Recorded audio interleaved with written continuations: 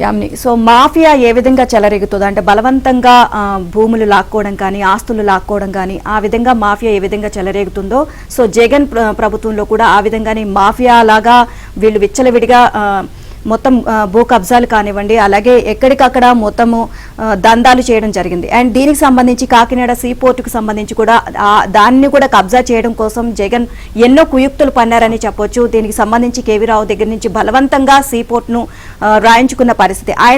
ఆయన్ని బెదిరించి మరి ఒక మాఫియా లాగా చెలరేగి ఆయన బెదిరించి ఆయనతో రాపించుకున్నారు. అండ్ దీనికి సంబంధించి కేవీ రావు కూడా ప్రాణభయంతో అమెరికాకు పారిపోయిన పరిస్థితి. అంటే ఇలాంటి అరాచకాలు ఒక్కొక్కటిగా బయటపడుతూ ఉన్నాయి. దీనికి సంబంధించి కూటమి ప్రభుత్వం అడ్డుకట్ట వెయ్యాలి అని చెప్పేసి విశ్వ ప్రయత్నాలు అయితే చేస్తోంది. రైట్, దీనికి సంబంధించి డీటెయిల్స్ ఒకసారి చూద్దాం నీలిమా.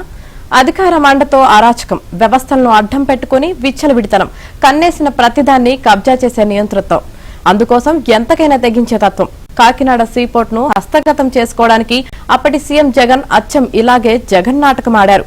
కేవీ రావు నుంచి బలవంతంగా పోర్టు వాటాలను లాక్కోవడంలోనూ ఇదే జరిగింది. రాష్ట్ర విజిలెన్స్ విభాగాన్ని అడ్డుగోలుగా వాడుకున్నారు. మారిటైమ్ బోర్డులోనూ రంగంలోకి దిగారు.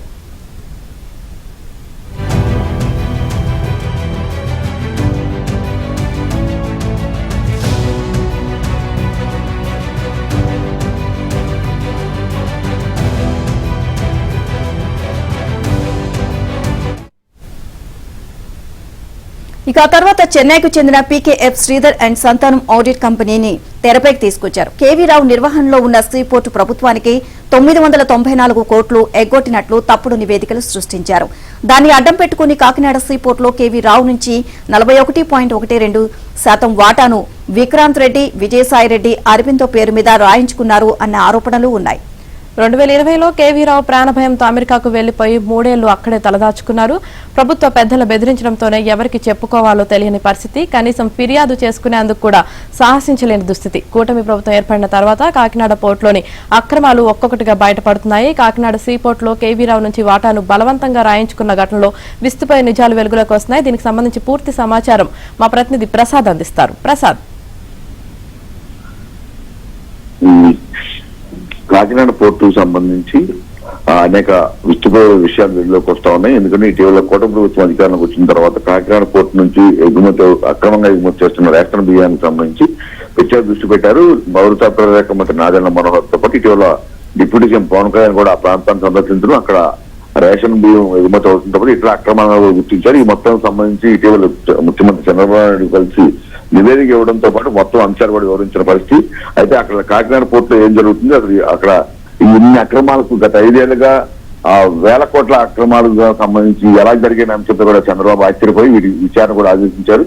అయితే ఇప్పుడు తాజాగా విజిలెన్స్ విచారణలో కూడా అసలు సినిమాలో కూడా లేని ట్విస్టులు కావచ్చు, లేదా సినిమాలో కూడా చూపుతున్న స్మగ్లింగ్ తరహా ఇక్కడ జరిగిందని కూడా నిర్ధారించారు. అందులో ప్రధానంగా తన అక్రమాలు యథేచ్ఛగా కొనసాగాలంటే లేకపోతే వైసీపీ నాయకులు ఎవరు అడ్డు రాకూడదని ఉద్దేశంతో కాకినాడ పోర్టును ఏకంగా బలవంతంగా బెదిరించి భయపెట్టి తమ స్వాధీనంలో తీసుకోవడంతో అందరూ కూడా విస్తుపోతున్నారు. ఎందుకంటే ఉమ్మడి ఆంధ్రప్రదేశ్ చేతిలో ఇలాంటి వ్యవహారం ఏ ప్రభుత్వం నడపలేదని కూడా అందరూ చర్చించుకున్నారు. అందరూ ప్రధానంగా ఇప్పుడు కేవీ రావు పేరు బలంగా వినిపిస్తా ఉన్న పరిస్థితి. కేవీ రావు వాటాను భయపెట్టి బెదిరించి అక్రమార్గంలో అతను చంపేస్తామని జైలుకి పంపిస్తామని చెప్పి వాటాను బలవంతంగా రాయించుకున్నారు.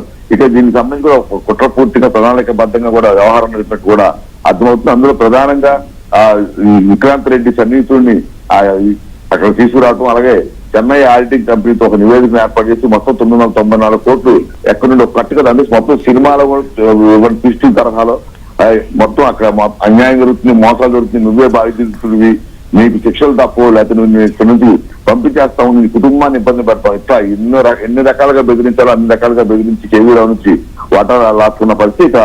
ఈ మారిటైమ్ ఇవన్నీ కూడా మళ్ళీ దొరకున్నావు, చేసిన అన్ని తప్పులైతే ఈ తప్పులన్నీ కూడా ఎక్కడ దొరకకుండా భవిష్యత్తులో తమకు ఇబ్బంది లేకుండా మారిటైమ్ బోర్డును కూడా జగన్ స్వయంగా ఏర్పాటు చేసి మొత్తం ఆ బోర్డు పెంచడంలో బోర్డు ఆదేశాలతో తమ ఇదంతా చేసామని చెప్పుకునే పరిస్థితి తీసుకొచ్చారు. అయితే ఇప్పుడు విజిలెన్స్ విచారణలో మొత్తం ఒక్కొక్కరిగా వెలుగులోకి వస్తా ఉన్నాయి. కాకినాడ పోర్టుకు సంబంధించి వాటాల బదిలీ ఎలా జరిగింది, అలాంటి మొత్తం ఈ వ్యవహారాలు ఎవరెవరు నడిపిన అంశాలపై కూడా పూర్తిగా లోతైన విచారణ జరుగుతుంది. త్వరలోనే ఈ నివేదిక మొత్తం చంద్రబాబు పొందిన తర్వాత ఇప్పుడు ఇప్పటికే దీనిలో విక్రాంత్ రెడ్డి కాబట్టి మరి కొంతమందిపై రిపోర్ట్ నోటీసులు జారీ చేసిన నేపథ్యంలో నిన్న విజయసాయి కూడా తీవ్రంగా చేసిన వ్యాఖ్యలు చర్చనీయాంశంగా మారి గత 5 ఏళ్లలో చేసిన అక్రమాలు బయటపెట్టమని అక్కస్తో చంద్రబాబు పై అదేవిధంగా ప్రభుత్వంపై ఇష్టానుసారంగా మాట్లాడుతున్న పరిస్థితి. ఏదేమైనా కూడా విజిలెన్స్ నివేదికలో వచ్చిన మొత్తం Okay. ఆధారాలు సేకరించిన తర్వాత వీరి అందరిపై కూడా చర్యలు తీసుకునే అవకాశం ఉంది. Right, thank you Prasad.